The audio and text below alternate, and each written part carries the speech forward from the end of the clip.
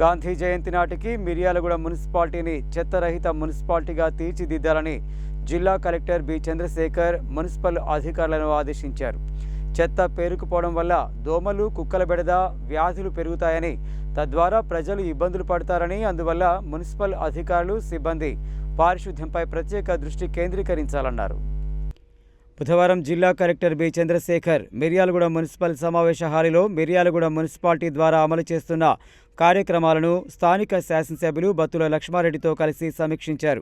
చెత్త పేరుకుపోవడం వల్ల దోమలు, కుక్కల బెడద, వ్యాధులు పెరుగుతాయని, తద్వారా ప్రజలు ఇబ్బందులు పడతారని, అందువల్ల మున్సిపల్ అధికారులు, సిబ్బంది పారిశుద్ధ్యంపై ప్రత్యేక దృష్టి కేంద్రీకరించాలన్నారు.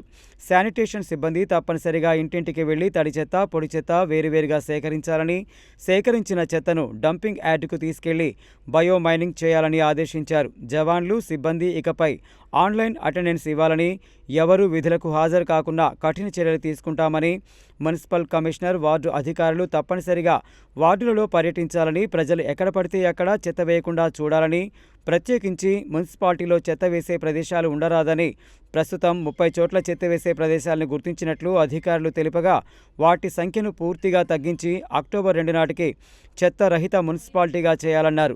బహిరంగ ప్రదేశాలు, చికెన్ షాపులు, చేపల మార్కెట్ ద్వారా వచ్చే వ్యర్థాలను బయట పడేయకుండా వ్యర్థాలన్నింటినీ క్రమ పద్ధతిలో డిస్పోజ్ చేసేందుకు మున్సిపల్ కమిషనర్ చర్య తీసుకోవాలని ఆదేశించారు. ఎవరైనా చెత్త బయట వేస్తే పెనాల్టీ విధించాలని, చెత్త రహిత మున్సిపాలిటీగా తీర్చిదిద్దడంలో శానిటేషన్పై ప్రజలకు అవగాహన కల్పించాలని, ఇందుకు మున్సిపల్ ఆటోల ద్వారా ప్రచారం నిర్వహించాలని చెప్పారు. ప్రతిరోజు మున్సిపాలిటీ పరిధిలో ఫాగింగ్ నిర్వహించాలని, ఈ శుక్రవారం నుండి ఫ్రైడే డ్రై డే చేపట్టాలని ఆదేశించారు. అక్టోబర్ 2 నుండి ప్రతి ఇంటి నుండి చెత్తను 4 రకాలుగా సేకరించేందుకు చెత్త బాక్సులు ఏర్పాటు చేయాలన్నారు. అలాగే మున్సిపాలిటీలలో ప్లాస్టిక్ వాడకుండా ప్రజలకు అవగాహన కల్పించాలని, ప్రజలకు హాని కలిగించే ప్లాస్టిక్ను వినియోగించవద్దని చెప్పాలని, బయోడీగ్రేడబుల్ కవర్లు లేదా బట్ట సంచులు వాడేలా షాపులో యజమానులకు సూచించాలని, ఒకవేళ 1-2 సార్లు చెప్పినప్పటికీ వినకపోతే సదరు షాపులను సీజ్ చేయాలని ఆదేశించారు. మిర్యాలగూడ మున్సిపాలిటీలో పైలట్ పద్ధతిలో నిర్వహిస్తున్న లక్ష్య కార్యక్రమాన్ని వేగవంతం చేయాలని, ముఖ్యంగా వారంలోపు ఆర్ఓఆర్ ఎంట్రీలను పెంచాలని, ఏ రోజుకు ఆ రోజు డేటా ఎంట్రీని పూర్తి చేయాలని, భూములకు సంబంధించి సర్వే మాత్రం మిగిలిపోయి ఉన్నందున సర్వే నిర్వహించే విషయాన్ని ముందే సంబంధిత వ్యక్తులకు తెలియచేయాలని చెప్పారు. కాగా లక్ష్య సర్వేలో భాగంగా 32 వార్డులకు గాను ఇప్పటి వరకు 25 వార్డులు పూర్తి చేయడం జరిగిందని, 356 బ్లాకులకు గాను 332 పూర్తి చేసినట్లు అధికారులు వివరించారు. 1225 ఎకరాల సర్వే చేయాల్సి ఉన్నట్లు తెలిపారు. ప్రతిరోజు 30 డేటా ఎంట్రీ పూర్తి చేసేలా చూడాలని కలెక్టర్ ఆదేశించారు.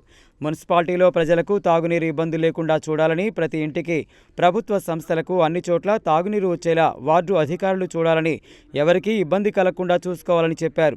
మున్సిపాలిటీ పరిధిలోని అన్ని ఇండ్ల సమాచారం వార్డు అధికారుల దగ్గర ఉండాలని, ఇకపై వార్డు అధికారులతో వార్డు ప్రొఫైల్ లేకుంటే చర్యలు తీసుకుంటామని హెచ్చరించారు. అమృత్ కింద చేపట్టిన తాగునీటి ఓహెచ్ఎస్ ఆర్డర్లను డిసెంబర్లోపు పూర్తి చేయాల్సిందిగా public health superintendent engineer Venkateswarlu ఏజెన్సీలను ఆదేశించారు.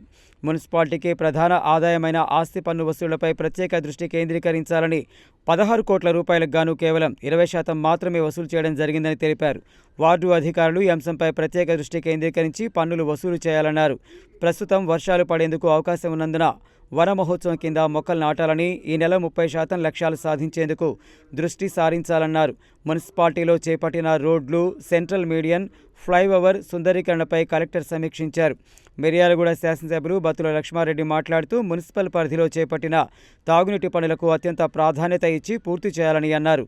అలాగే గ్రామ పంచాయతీగా ఉన్న సమయంలో కామాటీలను, జవాన్లను తీసుకోవడం జరిగిందని, ప్రస్తుతం వారిలో కొంతమందికి వయస్సు మళ్లినందున కమాటీల ఏర్పాట్లపై చర్య తీసుకోవాలని కలెక్టర్తో కోరారు.